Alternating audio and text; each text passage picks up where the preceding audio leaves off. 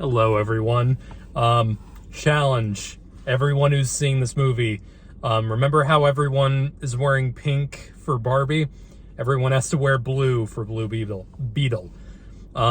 So anyway, here's my video review for Blue Beetle. This is the latest, this is the third DC movie this year after Shazam! Fury of the Gods and The Flash.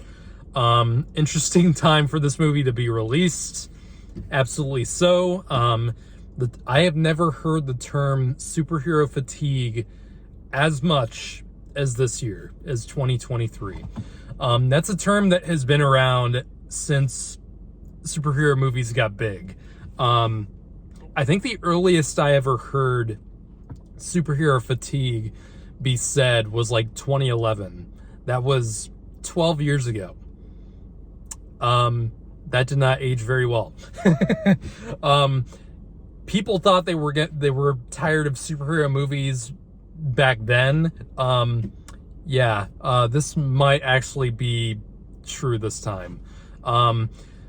Pretty much every superhero movie this year, aside from Guardians of the Galaxy and Spider-Verse, all of them have either completely flopped or at least underperformed. And DC's has been doing pretty badly since last year with Black Adam. And everyone's expectations for this Blue Beetle have been very weird because at least I think the movie always looked fun. Even from the set photos, when I saw the Blue Beetle suit, I was like, this looks like they're actually putting a lot of effort into it and not just doing what Marvel does usually and having VFX make the suits and just have the characters or have the actors wear like tennis balls on them. And so yeah, but everyone kind of had the thought when the trailers for this came out, I was like, this kind of just looks like another comic book movie, and it just looks like, pretty much everything we've been seeing lately. And I think that's been really detrimental to this movie. And I don't even know how well this movie's going to do. I think I don't think it's going to do great, even despite whatever, if this gets really good word of mouth. I thought The Flash would have at least good word of mouth, and I still like The Flash, I really do. Problems aside, I thought the movie would at least have decent word of mouth, and apparently it didn't.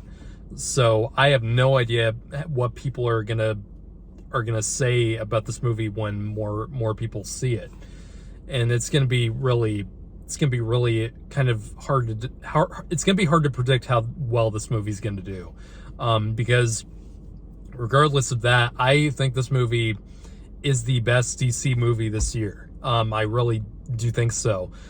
We'll see with how Aquaman 2 fares out, because we don't even have a trailer for that movie yet, and it's kind of worrying me because it's in I don't know if it's going to get delayed or not is the thing due to all the strikes, but we haven't gotten a trailer for that movie yet, and it comes out in December, which is a little over 3 months away, so it's kind of troubling.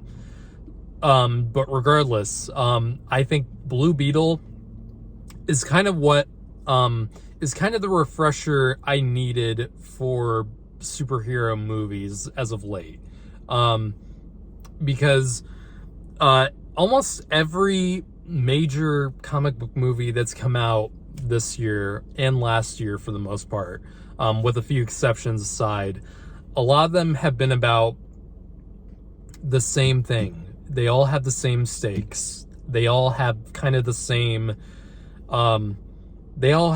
formula to them. It involves either the entire world being in trouble, or it's about the entire universe or multiverse being in trouble. And that gets very boring. And I think that's part of the reason why so many people are getting tired of comic book movies, especially at the volume they're coming out, because, you know, when you get movies that all kind of feel roughly the same, you're gonna become exactly what the Western genre became in the 60s and the 70s. You're gonna see far less of them because people just got the same feeling from all of them. Blue Beetle, I think, kind of goes back to phase 1 of the MCU, where it was not about a world-ending or universe-level-ending threat. It was not about something that was huge, like The Flash was, or like Ant-Man and the Wasp: Quantumania was about. This movie, pretty much, with a few, until like maybe the end, this movie feels so small compared to a lot of these other comic book movies that have been coming out. And this movie has probably my favorite, the family dynamic in this movie is, as of right now, this might become one of my favorite family dynamics in any movie I've ever seen, because I adore the family, the Reyes family in this movie. The family in this feels so lovable.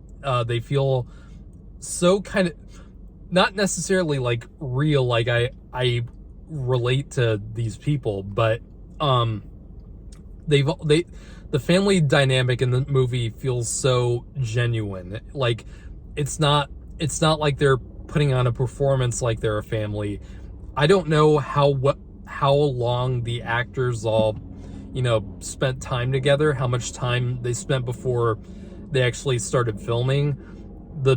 The actors in this movie feel like they've known each other for their entire lives, the way that the acting gets it across, because they feel so comfortable with each other. They feel so natural with each other. Every actor in this movie, especially in the family, really pulls it off amazingly well. You got Xolo Maridueña, who is probably, as before this, was most famous for being on Cobra Kai, and I loved him when I saw him on Cobra Kai. I haven't seen all of Cobra Kai, but I've seen a large portion of it, and I love that guy in that show. And when I heard he was going to be cast for Blue Beetle, because I know a little bit about this character, but the bits and pieces I know about Blue Beetle are mainly from like the Injustice games, and this is a shockingly, I didn't even know this until I did a little bit of research before I went into this movie. This character's apparently been around since like 1939. That's like in the same time that Superman and Batman were first getting published by DC. This character has a lot of history behind him. And because there's various versions of the Blue Beetle, you know, various characters, like Robin, for example, there's multiple Robins. And it's kind of crazy. And the movie does reference those versions of Blue Beetle as well. So this, like Shazam, which, if you didn't know that Shazam was one of the oldest and longest running DC or comic book characters of all time, Blue Beetle is too. And so it is kind of nice for a comic book character that's this old to finally get, you know, an adaptation of some sort. And Xolo Maridueña as Jaime Reyes is so charismatic. This dude not only carries the small screen in Cobra Kai well, this guy is gonna carry the big screen as well as he does on the smaller screen. This guy is so relatable. He is so charismatic. He is so magnetic whenever he's on screen in this movie. Even when he has the Blue Beetle suit on, you still can get a lot of that personality from that character, he still manages to carry that personality across, even with the mask on, because he's so energetic. And the movie does a great job. Even in the fight scenes, you still get a lot of his voice whenever he's kicking ass and doing all this cool stuff. He still manages to have such a character, and it doesn't really have the problem for me that a lot of these other comic book movies do, where when a big action scene finally comes, they pretty much become CGI puppets, and there's not a lot of personality you get from them. With this, that problem is mostly solved because you still have a lot of the voiceover from Xolo in this movie, and it really does still sell so much of the character. And what I love about this movie is the production design in this movie is really great. And the movie has a fairly small budget of $120 million. That's small for a comic book movie, of like, especially now, where comic book movies now have to have at least like a $200 million budget. And that's just insane that it's gotten to that point, where this movie should prove that you don't need that much money to make something that can work on a big screen. Because this, if you don't know, this was originally going to be an HBO Max release. This was going to be a straight to streaming release, and I am glad that Warner Brothers decided, this can actually work on the big screen and not just at home, because the movie is so colorful, and there's so much there's a lot of neon lighting in this movie, and for the most part I think it really looks great, and it sets it apart from how a lot of superhero movies now, especially on the Marvel in the MCU, so much of their color palette is just ugly grays and browns. When you compare this to how Quantumania looked, it's like night and fucking day. And Quantumania had like at least 2 times the budget of this movie. So if this movie can at least set, future comic book movies on track to not have monstrously sized budgets, I'm all for it. And the suit in the movie looks phenomenal. This might be one of my favorite comic book movie suits of all time. Probably up there with Sam Raimi's original Spider-Man suit, or in many ways, I'd say probably Michael Keaton's Batman suit. 2 of my favorite superhero movie suits of all time. This might be up there too, because of how much it looks practical. Like, not a lot of it uses CG. I think the only real parts that look like the CG comes into play is with the face, with the eyes, which is kind of similar to what the Tom Holland suit and the Deadpool suit kind of use CGI touch-ups to, make the eyes and the face expressive, and the effect works really well. And the movie is appealing, and pretty much, like I said, the family actors in this movie are so great. All of them. There's not a weak link in the chain in this family. George Lopez is hilarious in this movie. He had so many great one-liners in this.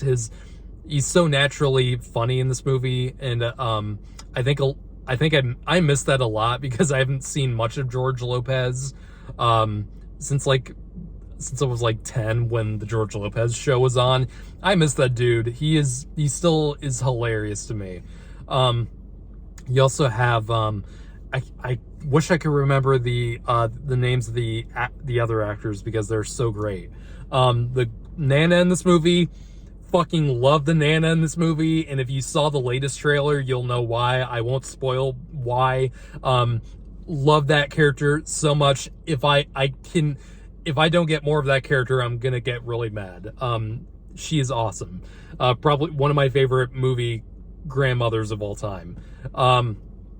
And everyone in the movie does something. None of the family characters in this movie are useless or annoying. They all have something interesting going on, either when they get to the third act, or they're in the way that they're set up. And I think that's part of the reason why this movie stands out from the other comic book movies that have come out in the past 2 years, because the stakes are small and it keeps itself fairly grounded.